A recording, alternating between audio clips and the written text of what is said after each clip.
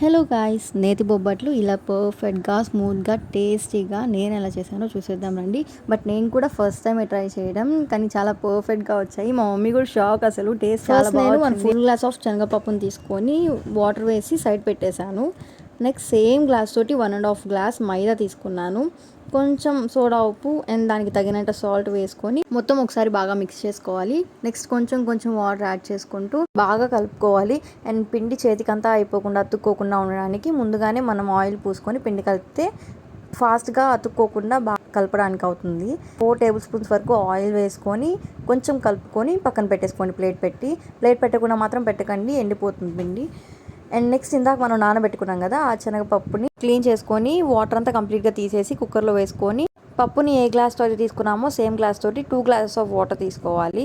పోసేసి ఒక 4 to 5 whistles వస్తే సరిపోతుంది. పప్పు ఇలా 70% వరకు ఉడికితే చాలు. సేమ్ గ్లాస్ తోటి ఫుల్గా బెల్లం తీసుకొని యాడ్ చేసేసుకొని బాగా కలపాలి. ఉండలేం లేకుండా నీట్గా కలుపుకోవాలి. మిక్సీలో సరిగా పడదు, అందుకని 3 యాలకలు తీసుకొని దంచుకొని దాంట్లోనే వేసేసి మిక్సీ పట్టేయండి. మొత్తం అంతా కలిపి ఇట్లా మంచిగా పేస్ట్ లాగా వస్తుంది. వాటర్ మాత్రం అసలు ఏం యాడ్ చేయొద్దు మిక్సీకి వేసేటప్పుడు. జస్ట్ మీరు ఆ పప్పు, ఆ బెల్లం అదంతా కలిపాం కదా, అదంతా వేసుకొని మిక్సీ పట్టేయండి. నెక్స్ట్ అది తీసుకొని కొంచెం లో ఫ్లేమ్లో పెట్టి బాండల్లో కాసేపు 2 to 3 మినిట్స్ వరకు టర్న్ చేసుకుంటూ అటు ఇటు తిప్పుకుంటూ ఉండండి. అంటే దాంట్లో ఉన్న తేమ అంతా పోతుంది, బొబ్బట్టు బాగా వస్తుంది. నెక్స్ట్ తీసి పెట్టేసుకొని వేడి మీద ఉన్నప్పుడే ఇలా చిన్న చిన్న ఉండలు చేసుకొని పక్కన పెట్టేసుకోండి. అండ్ నెక్స్ట్ బొబ్బట్టు చేయడానికి ఒక మంచి కవర్ తీసుకొని ఆయిల్ తోటి బాగా ఫుల్గా గ్రీస్ చేసుకోండి. ఇంకో కవర్ కూడా పక్కన తీసి పెట్టుకోండి పైన వేసి ప్రెస్ చేయడానికి. అండ్ మైదా పిండి ఆల్రెడీ మనం కలిపి పెట్టేసుకున్నాం. ఇలా చిన్న చిన్న ఉండలు చేసుకొని ఇలా చేతితో ప్రెస్ చేసుకుంటూ ఒక షేప్లోకి, ఒక సైజులోకి వచ్చాక లోపల ముందే చేసి పెట్టుకున్న పూర్ణం పెట్టి ఇలా చుట్టూ క్లోజ్ చేసేసేయాలి, బయటికి రాకుండా. ఇంకా పూర్ణం ఇట్లా నీట్గా ఒక్కొక్కరు ఒక్కో స్టైల్లో చేస్తారు, కానీ నేనైతే ఫస్ట్ టైం చేయడం కాబట్టి ఇట్లా చేసేసాను. బట్ చాలా బాగా వచ్చింది. చుట్టూ ఇలా క్లోజ్ చేసేసుకున్నాక ఈవెన్గా ప్రెస్ చేసుకుంటూ రౌండ్గా నీట్గా ఒత్తుకుంటూ ఉండాలి ఆయిల్ రాసుకొని.